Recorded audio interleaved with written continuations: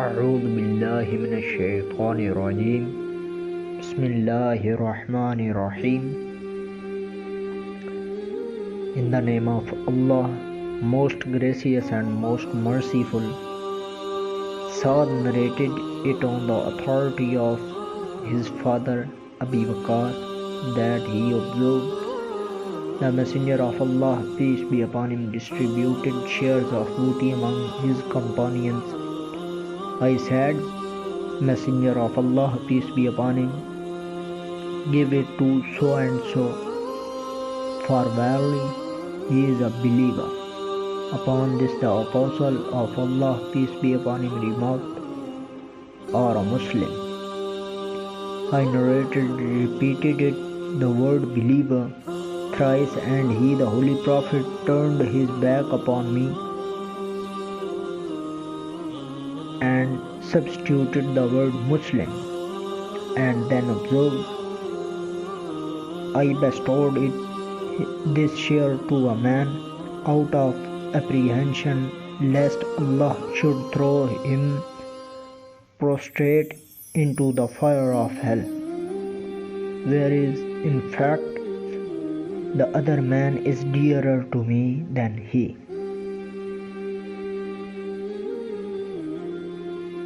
It is narrated on the authority of Saad that the Messenger of Allah, peace be upon him, bestowed upon a group of persons, and Saad was sitting amongst them.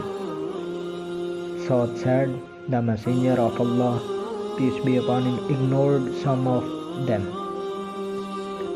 and he who was ignored seemed to be more deserving in my eyes.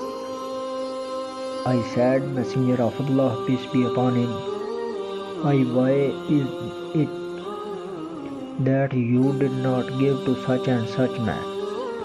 Verily, I see him a believer. Upon this the Messenger of Allah, peace be upon him, observed, or a Muslim. I kept quiet for some time, but I was again impelled to express what I knew about him. I said, Messenger of Allah, peace be upon him, why is it that you did not give it to such and such?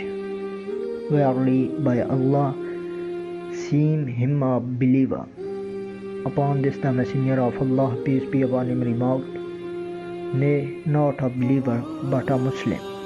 He said, I again kept quiet for some time, but what I knew about him again impelled me to express my opinion, and I said, why is it that you did not give the shares to so and so? By Allah, verily I see him a believer. The Messenger of Allah, peace be upon him, remarked, nay, not so, but a Muslim. Verily, I give a share to a certain man, apprehending that he may not be thrown prostrate in the fire, whereas the other man is dearer to me as compared with him.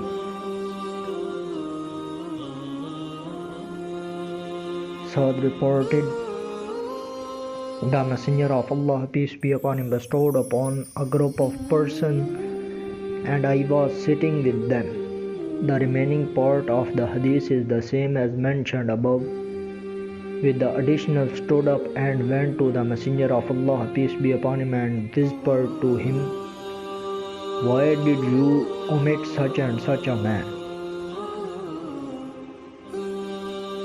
The same hadith has been narrated on the authority of Muhammad bin Saad, and these words are also there. The Messenger of Allah, peace be upon him, gave a stroke on my neck and between my two shoulders and said, Saad, do you fight with me simply because I gave a share to a man?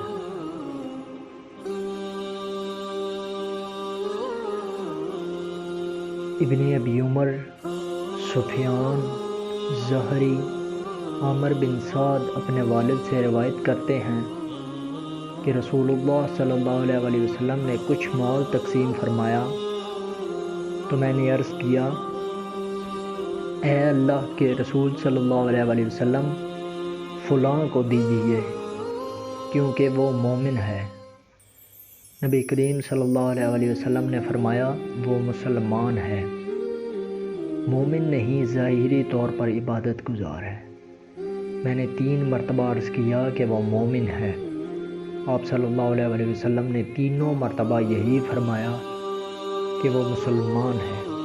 پھر آپ صلی اللہ علیہ وسلم نے فرمایا، میں اس آدمی کو دیتا ہوں حالانکہ میں دوسرے کو اس سے زیادہ محبوب رکھتا ہوں، صرف اس ڈر سے اسے دیتا ہوں کہ کہیں اللہ اسے منہ کے بل جہنم میں نہ گرا دے۔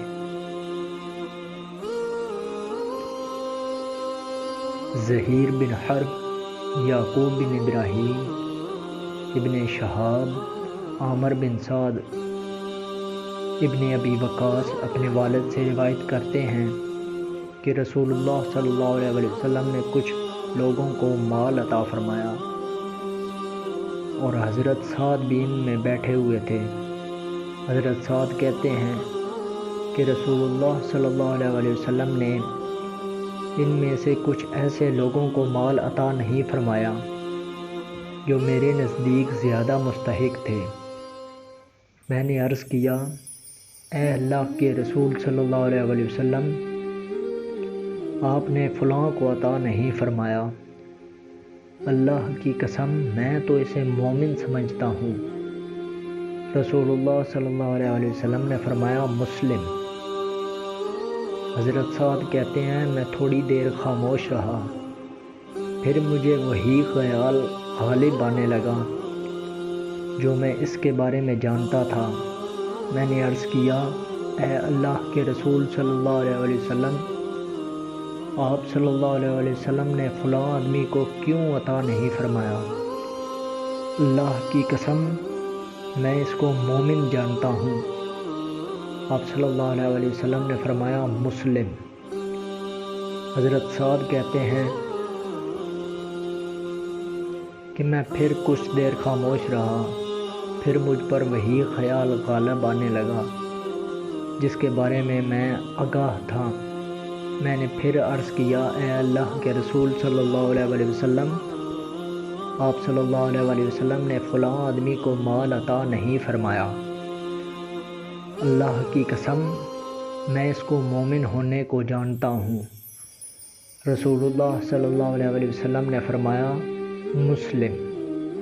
اور پھر آپ صلی اللہ علیہ وسلم نے فرمایا، میں ایک آدمی کو دے دیتا ہوں حالانکہ دوسرا آدمی مجھے اس سے زیادہ محبوب ہے، اور میں صرف اس ڈر سے اسے دیتا ہوں کہ کہیں وہ کفر کر کے منہ کے بل جہنم میں نہ گرا دیا جائے۔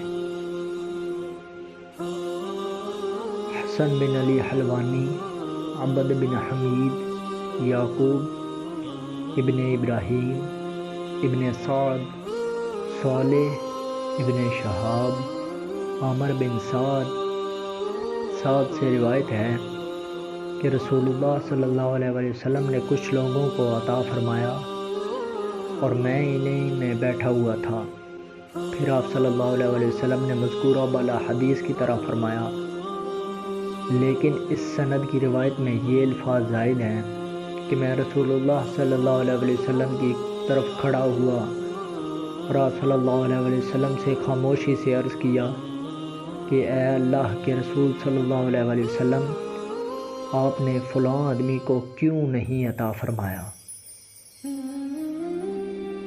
حسن حلوانی، یعقوب، صالح، اسماعیل بن محمد بن سعد، ایک دوسری سند میں یہی روایت بیان کی گئی ہے، لیکن اس حدیث میں ہے کہ حضرت سعد کہتے ہیں کہ رسول اللہ صلی اللہ علیہ وسلم نے اپنا دست مبارک میری گردن اور کندھے کے درمیان مارا اور فرمایا، اے سعد، کیا تو جھگڑتا ہے کہ میں ایک آدمی کو نہیں دیتا؟